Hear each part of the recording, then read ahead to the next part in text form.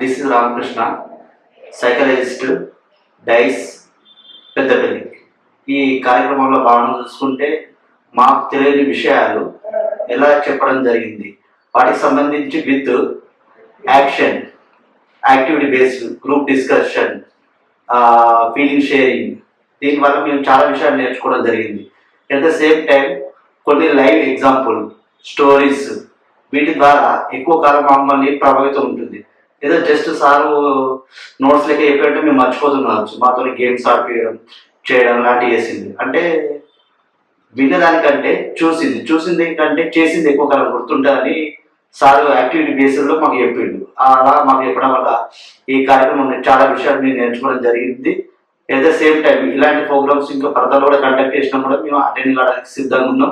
ఈ నాలెడ్జ్ అనేది ఎప్పటికప్పుడు అప్డేట్ కావడానికి మాకు ఎంతగానో దోహదపడుతుంది.